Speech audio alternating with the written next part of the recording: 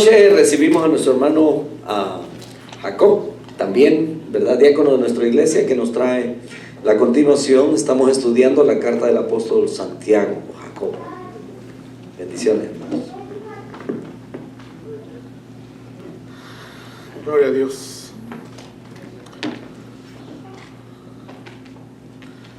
Es muy importante o es muy interesante hablar acerca del libro de Santiago. Dice que el libro de Santiago nos hace ver cuál es la fe genuina, la fe verdadera. Pero ya hemos aprendido acerca de Santiago en las últimas semanas, que Santiago pues fue el medio hermano de Jesús. Y pues él escribió, ¿verdad?, a los judíos que se habían dispersado por muchas naciones, y que algunos de ellos decían o le echaban la culpa a Dios de todas sus tragedias o de lo que pasaban. Y decían, no, pues si Dios permitió que nosotros fuéramos separados o expulsados de nuestro país, si Dios lo permitió, entonces Él provocó que estando fuera de nuestro país nosotros robemos para poder sobrevivir. De alguna manera quizás ellos pensaban así. Por eso el libro de Santiago, o el escritor de esta carta, dice que cuando alguno sea tentado, dice, no diga que es parte de Dios, porque dice, Dios no puede ser tentado por el mal. Y estaba pensando en el título del mensaje, y antes de decirles el título del mensaje, pues voy a invitarles que abran sus Biblias en el libro de Santiago. Vamos a leer del 12 al 18.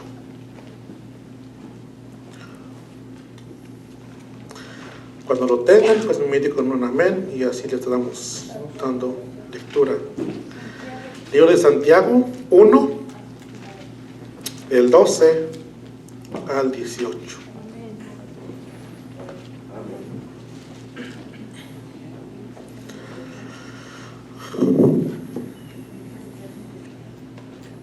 Ya lo tienen, mis hermanos. Amén. Ok, yo les doy lectura el 12, ustedes el 13 y así sucesivamente hasta el 18.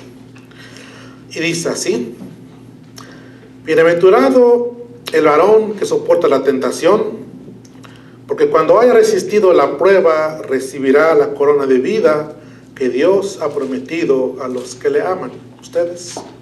Cuando alguno es tentado, no diga que es tentado de parte de Dios, porque Dios no puede ser tentado por el mal, y Él tienta a nadie.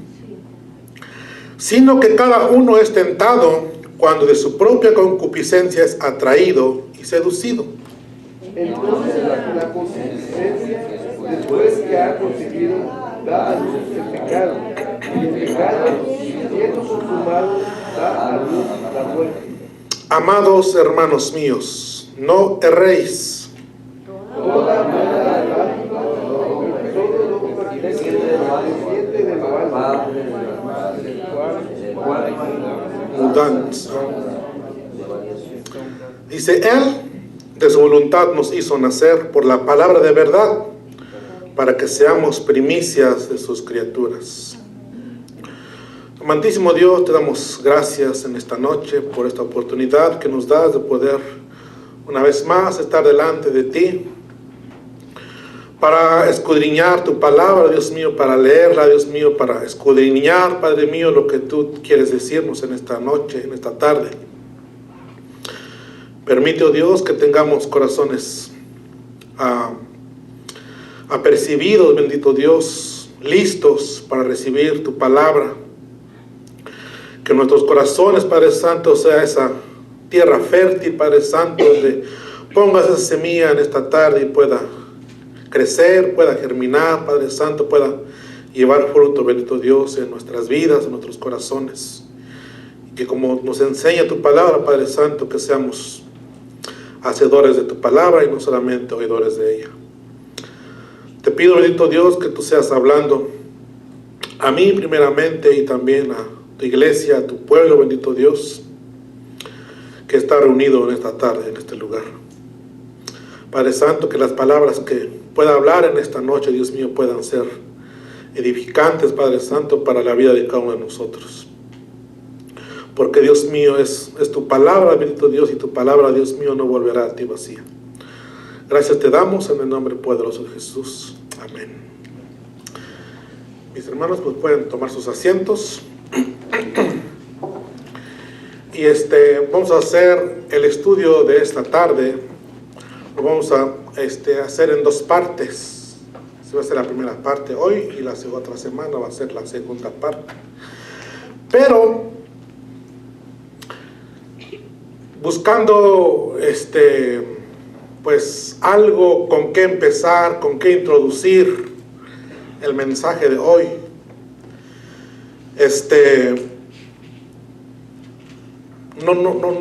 No sabía cómo empezar. Entonces, el ser humano desde el principio no ha aceptado la responsabilidad de su culpa o de su pecado. Entonces, yo pensé en un título del mensaje y le puse como pregunta: ¿soy culpable yo?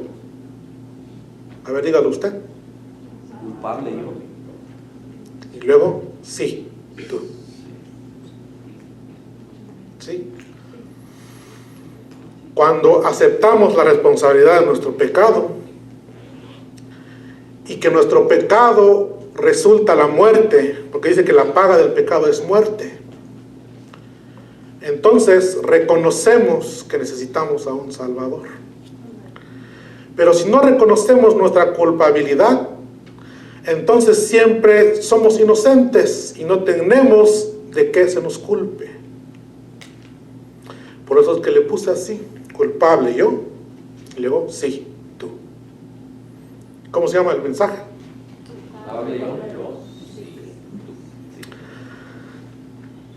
El hombre desde el principio, dice que cuando Eva y Adán estaban en el huerto del Edén, pecaron delante de Dios. Y dice que Dios vino a confrontarlos y a preguntarles qué es lo que habían hecho. Y pues empezaron a excusarse y a decir: no, pues que yo no tengo la culpa. La que tiene la culpa es la mujer que tú me diste. Y fue con la mujer y le dijo: la serpiente me engañó. ¿Quién hizo a la mujer? Dios. Quizás Adán dijo: no, pues es que yo un día de los días que yo vivía me desperté y la mujer ya estaba a mi lado. Digo, tal vez me hubiera dado una mujer más inteligente, yo no hubiera pecado, ¿verdad? Entonces le echó la culpa a la mujer, a la que debería de proteger, le echó la culpa. Entonces, algo muy interesante, quizás lo que yo encontré, es que hubo hombres, por lo menos encontré tres, que dice que uno, estando en la cárcel, dice que hizo una demanda porque lo habían enjuiciado por los malos actos que había hecho. Entonces él, buscando un culpable de lo que él había hecho, dice que demandó al diablo o a Satanás. ¿Sabes qué dijo? Lo voy a leer. Dice: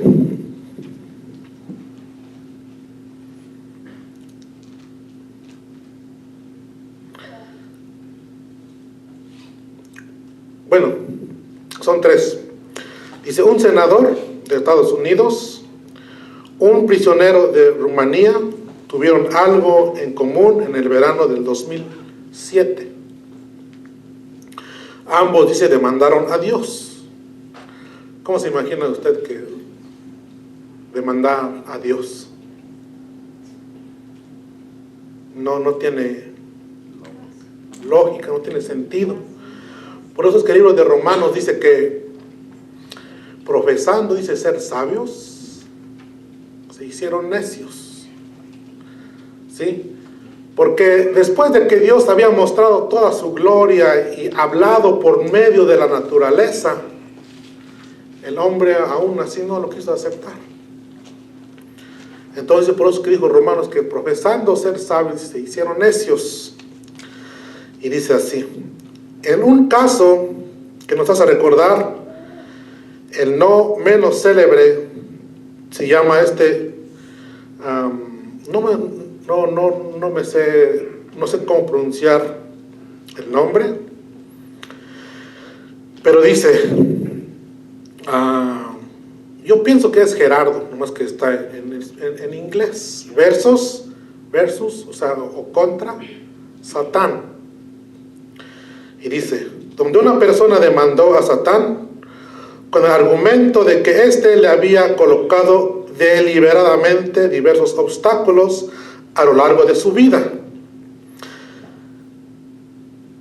El otro es el senador independiente, dice Ernie Chambers, más o menos se pronuncia así, ¿verdad? Dice que era senador del estado de Nebraska. Y dice que, dijo él, presentó una demanda contra Dios en una corte del distrito de Nebraska, en la que lo acusó de provocar directamente o a través de terceros atroces terremotos, horrendos huracanes, terroríficos tornados, pestilentes plagas y feroces hambrunas. Dice, devastadores sequías y guerras, genocidios, entre otros, en diferentes partes del mundo, que generan sufrimiento a la humanidad. El texto, dice, completo de la demanda, la respuesta del abogado defensor, así como de la corte que estaba recibiendo la queja, dice, firmada por el demandante, dice así: la intención del senador era demostrar que en los Estados Unidos cualquiera puede demandar o cualquiera. La intención del senador era demostrar que en los Estados Unidos cualquiera puede demandar a cualquiera. Dice, ¿quién se define como agnóstico?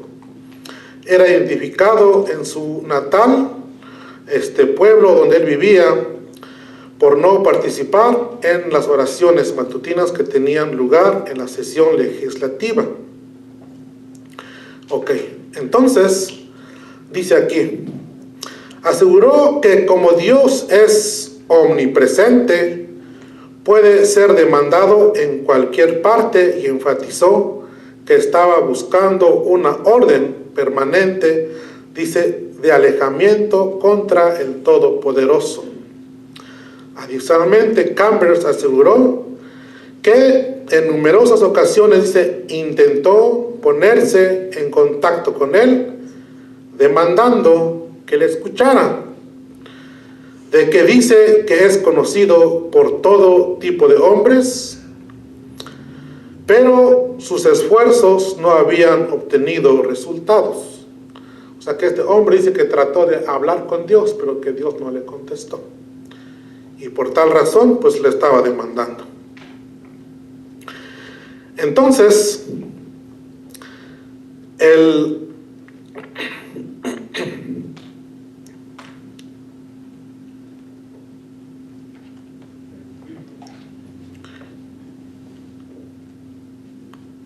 por otra parte, dice, un presidiario romano que se encontraba cumpliendo una pena de 20 años, lo que les acabo de decir hace rato, en prisión, Por homicidio, dice, demandó también a Dios por incumplimiento de contrato. En su demanda, dice, redactaba desde el centro penitenciario de la ciudad, aquí no sé cómo se dice, que Dios le falló al no protegerlo y dejarlo a merced del diablo, lo que desembocó en un asesinato. Se había cometido asesinato. Dice, Mircea fundamentó su escrito adicionando que el contrato entre las partes era el acto de, o sea, el que esta persona estaba diciendo que el pacto que ellos habían hecho era en el bautismo, ¿sí? Que presumiblemente se había bautizado. Entonces, en la demanda, el acusado fue presentado como Dios, residente en el cielo y representado, pasó en Rumanía, y representado en Rumanía por una iglesia, y bajo los cargos de abandono, fraude, abuso de confianza, tráfico de influencias, abuso de autoridad y apropiación indebida de bienes, citando los artículos correspondientes de la ley en donde él vivía. O sea que estos hombres estaban demandando, uno al diablo y dos de ellos a Dios. Dice por incumplimiento de contrato, porque dice supuestamente Dios no los había protegido, sino que en vez de protegerlos, al contrario, pues les había dejado como vulnerables al ataque de su enemigo, que es el diablo. Entonces, ¿cómo es posible que nosotros podamos acusar a Dios de las tragedias? Si nos ponemos a pensar, hemos escuchado repetidamente que por qué es que Dios permite que pasen las tragedias como naturales, como los huracanes, como los terremotos. Dice, ¿dónde está Dios cuando pasa todo esto? ¿O dónde está Dios cuando hay hambruna, cuando hay una peste, una enfermedad? Nos preguntamos, ¿dónde está Dios? ¿Por qué permite que los niños inocentes sufran? Entonces dice que Santiago dijo que el problema no era o no está en Dios, sino que está en el corazón del hombre, de la humanidad. Desde el principio, cuando pecó, dice que el corazón del hombre estaba de continuo en el mal, ¿sí? No buscaban a Dios, sino al contrario, cada vez se alejaban más de Él. En el libro de Miqueas, lo vamos a leer, en su capítulo 6,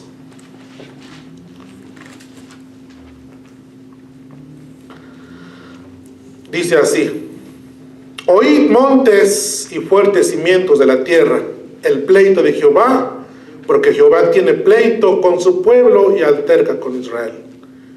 Y dice, pueblo mío, ¿qué te he hecho yo? ¿O qué te he hecho? ¿O qué te he molestado? Respóndeme contra mí. Porque yo te hice subir de la tierra de Egipto, y de la casa de servidumbre te redimí. Y envié delante de ti a Moisés y a Aarón y a María. Pueblo mío, dice, acuérdate ahora que aconsejó Balac, el rey de Moab. O sea, ¿qué es lo que el rey había dicho contra el pueblo de Israel? Dice que Balac, este rey, había contratado a Balaam, un profeta, para que maldijera al pueblo de Israel. Pero dice, Dios no lo permitió. Le recordó, dijo, yo te saqué de la tierra de servidumbre de Egipto y te conduje por todo un desierto. En el libro de los Éxodos y de Deuteronomio dice que por 40 años, dice que sus ropas y su calzado nunca se envejecieron. Dios los había guiado por un desierto y los había cuidado. Por eso le dijo Dios al pueblo: ¿o en qué, dice, te he molestado? ¿Qué te he hecho? ¿O en qué te he molestado? Respóndeme contra mí. Porque yo te hice subir de la tierra de Egipto y de la casa de servidumbre te redimí. O sea, ustedes eran esclavos. Eran un pueblo que no tenían futuro. Pero yo los saqué de allá y los traje a una tierra que fluye leche y miel.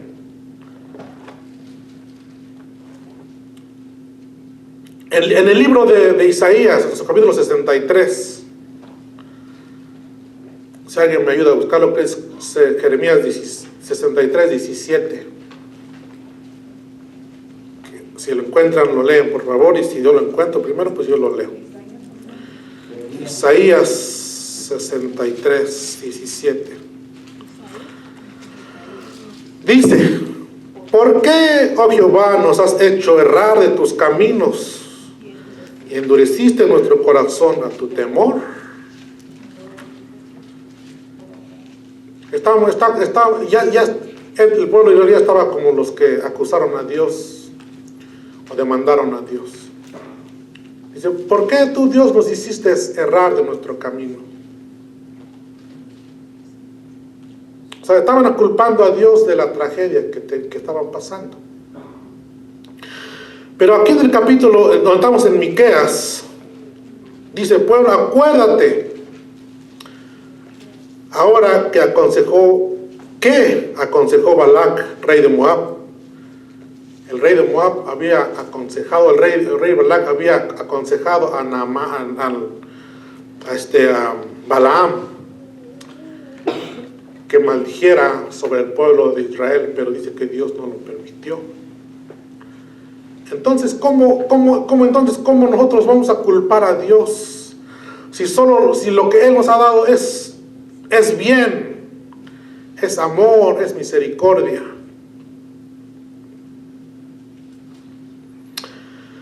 En la escritura de lo que acabamos de leer en Santiago, habla acerca de la evidencia de nuestra fe. La evidencia de nuestra fe es la obediencia a Dios. Dijo Jesús en Juan 14:15: si me amáis, guardad mis mandamientos. Versículo 12 comienza con una bienaventuranza y es un paralelo con el sermón del monte. ¿Qué dice el 12? Bienaventurado el varón que soporta la tentación. ¿Qué quiere decir bienaventurado?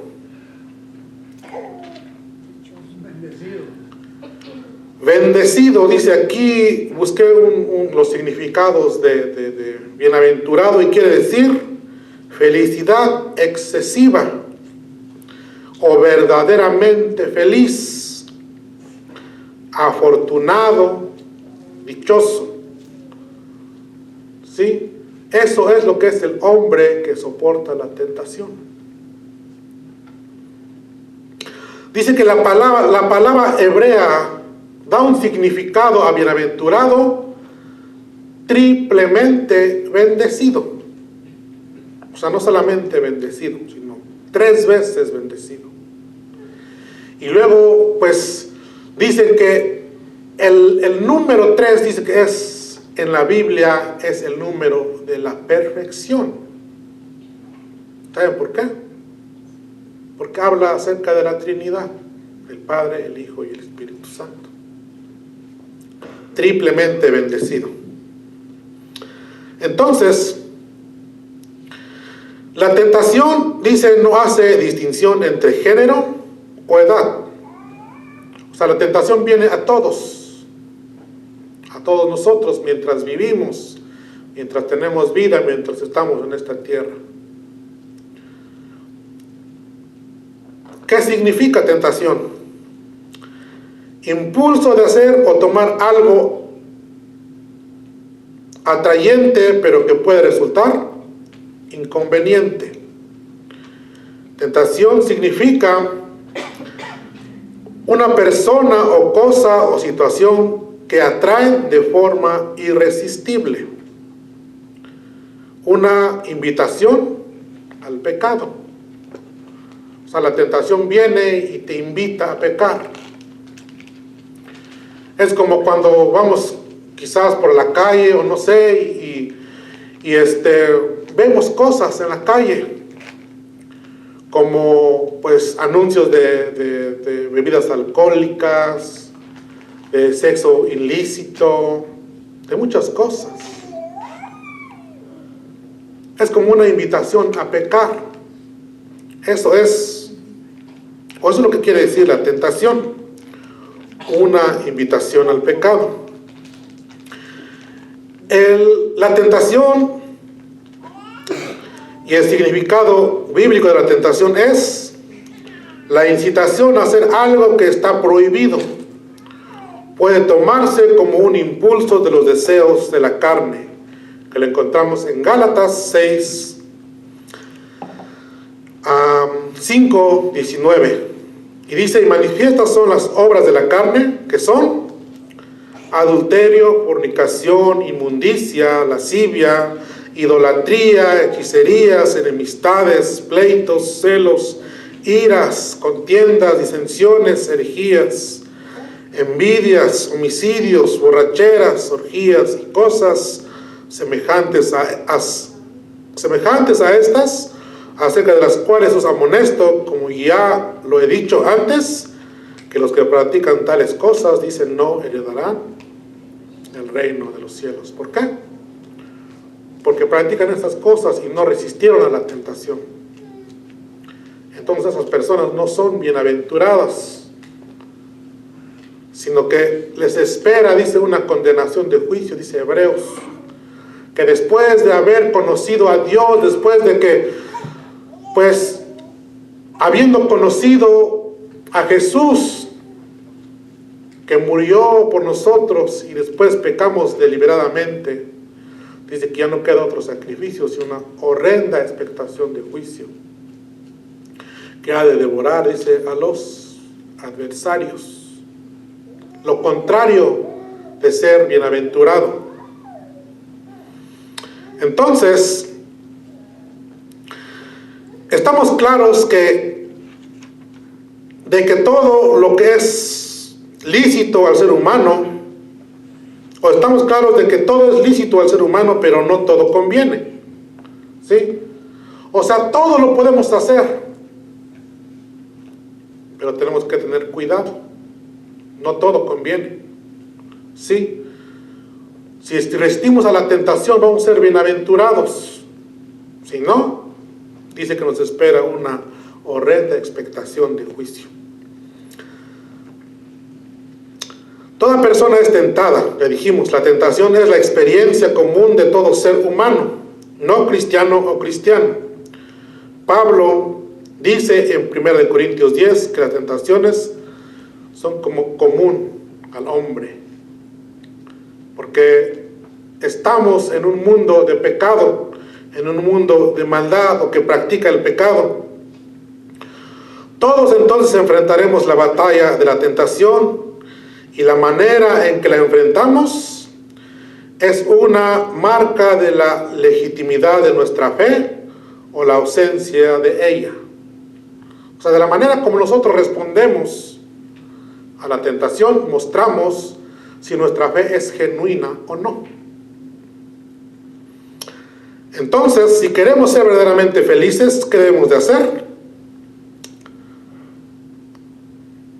Soportar la tentación. En otras palabras, decir no al pecado. De esa forma, viviremos verdaderamente felices. Entonces, ¿qué es o qué es lo que nos enseña con soportar? Cuando vemos que viene un aire muy fuerte, un huracán muy fuerte, dicen que las únicas plantas o árboles que permanecen después del huracán son las palmeras. Están bien fundamentados, tienen buenas raíces. Eso es soportar. Soportar quiere decir que vamos a estar firmes a pesar de los embates espirituales que vienen en contra de nosotros. Vamos a quedarnos firmes sin sufrir daño o alteración. O sea, no nos vamos a mover de nuestras convicciones. Vamos a estar firmes en nuestra fe. Entonces, bienaventurado el varón que soporta la tentación, que dice no a la tentación, porque cuando dice haya resistido la prueba, recibirá la corona de vida que Dios ha prometido a los que le aman. Ya hablamos de la tentación. Ahora vamos a hablar qué debe de ser la motivación para decir no a la tentación. Y ya lo hablamos hace rato. Ya lo dijimos. Cuando leímos el libro de Miqueas, dijo Dios, ¿en qué te he fallado? ¿Cómo te he ofendido a ti? No. Lo que hemos recibido de Dios solamente es amor, es misericordia. Dice el libro de Lamentaciones que por las misericordias de Dios nosotros no hemos sido consumidos. Entonces, ¿qué debe de ser la motivación para sopar la tentación? Esa motivación debe de ser que recibiremos una corona de vida. Dios da una promesa de vida a la iglesia de Esmirna en Apocalipsis 2:10. Dice, no temas en nada lo que vas a padecer. He aquí, el diablo echará a algunos de vosotros en la cárcel para que seáis probados y tendráis tribulación por 10 días. Sé fiel hasta la muerte, dice, y yo te daré la corona de la vida. Si nuestra meta no es llegar un día con Dios a esas moradas que pueda preparar para nosotros, entonces vamos a ceder a la tentación todo el tiempo, ¿sí? Porque no tenemos una meta definida, no nos hemos propuesto en llegar a Dios. Entonces debemos de mirar hacia esa corona que Dios ha prometido a los que le aman.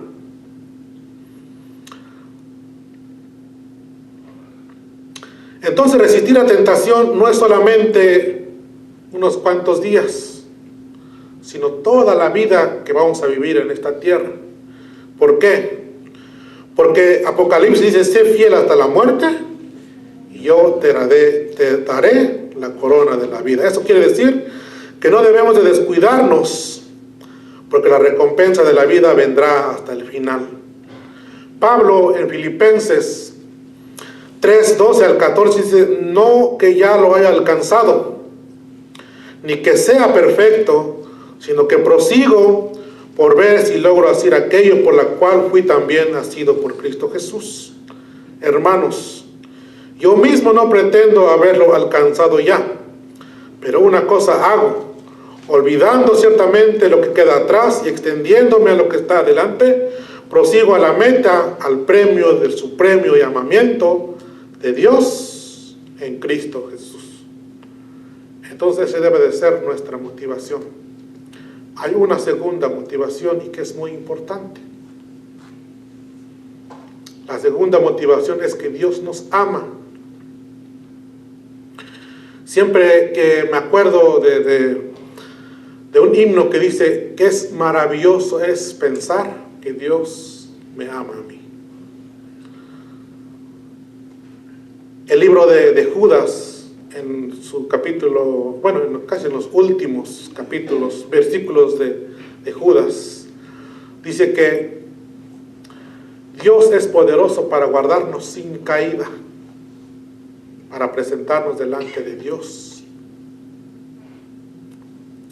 Entonces, si sabemos que tenemos un Dios que nos ama, no le podemos fallar o no le debemos de fallar. Así como cuando una mujer y un hombre se aman. Cuando tú amas a tu esposa o a tu esposo, te cuidas de no fallarle.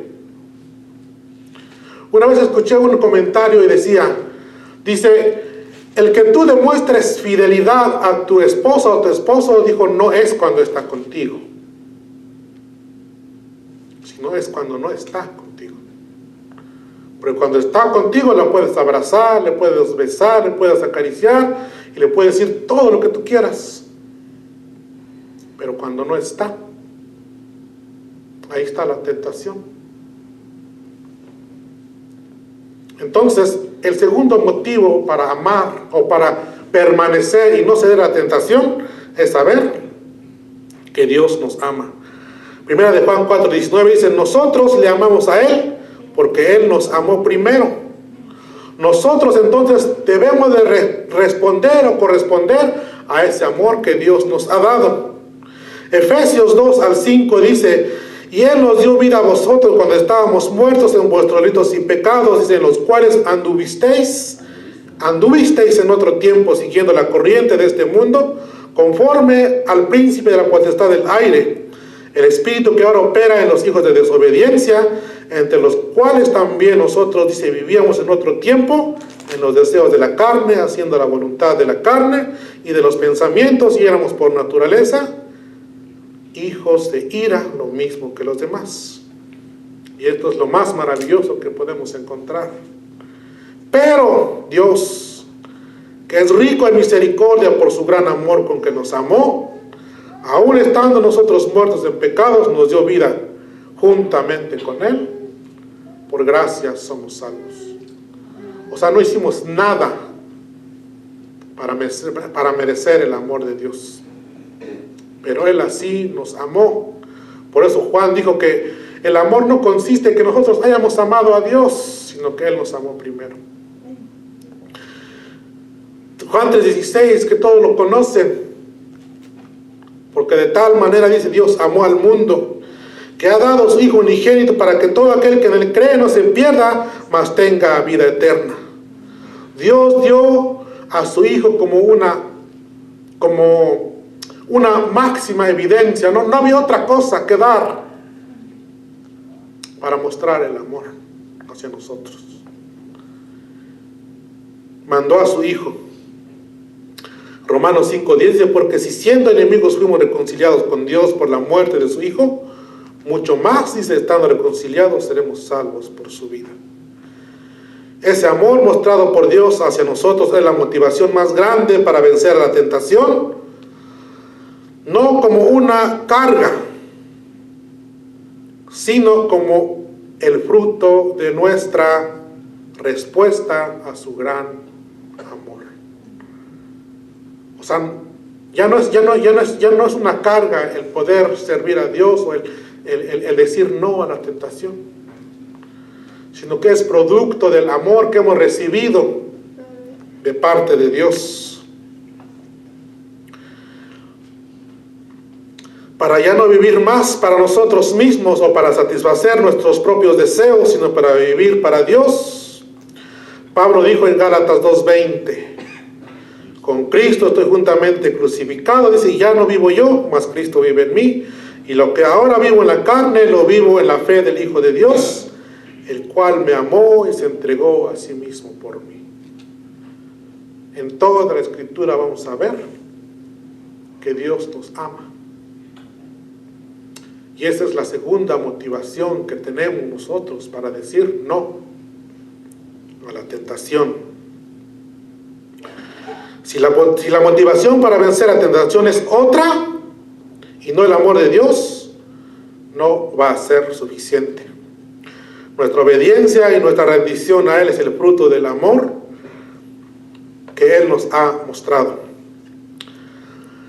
La decisión que tomemos entonces ante la tentación revelará a quién amamos más, a Jesús o a nuestros propios deseos.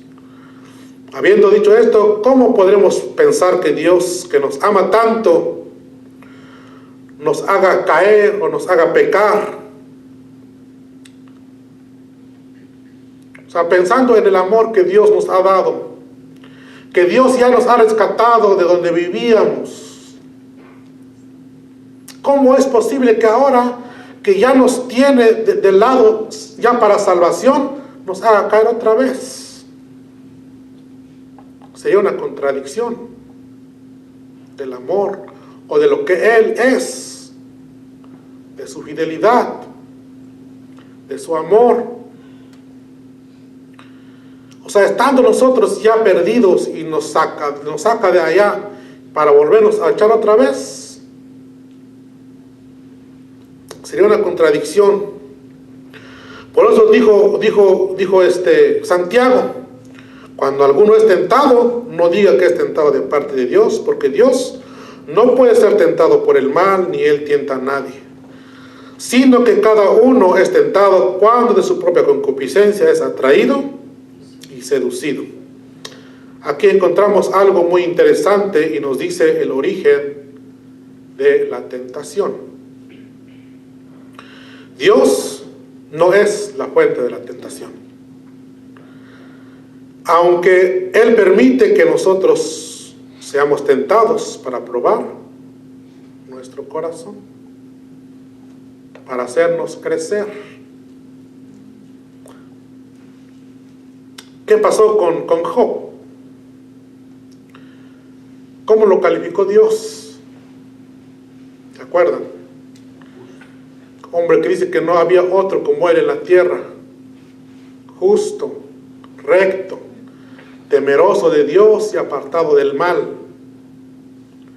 y que no había otro como Él en la tierra. Pero vino el diablo y le dijo: ¿de dónde vienes? Le dijo Dios, dijo él, de caminar o de rodear la tierra y andar por ella. Y Dios le dijo: ¿no has considerado a mi siervo Job? Y luego dijo: no, pues le has dado todo. Dice: le has acercado a todo lo que tiene. Dice: a la obra de sus manos has dado bendición. El diablo le dijo: ¿acaso tú piensas que la eternidad de Job es de balde? No, sino que tú le has dado todo, por eso es que te sirve. Y Dios le permitió que lo tentara. Pero dice: a pesar de todo lo que él sufrió, de todo lo que él pasó, que se murieron sus hijos, se murió su ganado, se quedó sin nada. Una vez un hermano dijo: se quedó sin esposa. Y dijo: y le dio otra. ¿Sí o no? ¿Sí? No, pues no, su esposa se quedó con ella. Pero Dios permitió que viniera la prueba a él, pero no vino de parte de él. En el libro de Deuteronomio 8:2 dice: y te acordarás de todo el camino por donde te ha traído Jehová tu Dios estos 40 años en el desierto, para afligirte, para probarte, para saber lo que había en tu corazón, si habías de guardar o no sus mandamientos. Primera de Corintios 10:13 dice: no nos ha sobrevenido ninguna tentación que no sea humana, pero fiel es Dios, que no os dejará ser tentado más de lo que podéis resistir, sino que dará también juntamente con la tentación la salida para que podáis soportar. Entonces, es normal para la gente que no ha conocido a Dios el no aceptar la responsabilidad por su pecado. Cuando se ven tentados y pecan, dice, es típico para ellos culpar a alguien más. Los niños, cuando llegan al mundo rehusando aceptar la responsabilidad por su conducta, la primera vez que usted reprende a su niño o a su hijo por algo, su reacción inicial automática es decir: no lo hice, o no, fue mi culpa. Estaba yo hablando hace cuando con una persona y me sorprendí cuando me dijo estas palabras. Y me dijo: yo no tengo la culpa que no fui a la iglesia. Digo: digo, porque me llamaron del trabajo. ¿Sí? No acepta responsabilidades. En este pasaje, Santiago está diciendo que la manera en la que usted o nosotros o cada uno de nosotros respondemos a la tentación y a quien usted culpa, dice, es otra indicación de la legitimidad de su fe o la ausencia de ella. Santiago ni siquiera mencionó al diablo como culpable de la tentación. Hasta ahí vamos a llegar. Y la otra semana pues terminamos. Amén. Que el Señor les bendiga y el pastor con nosotros.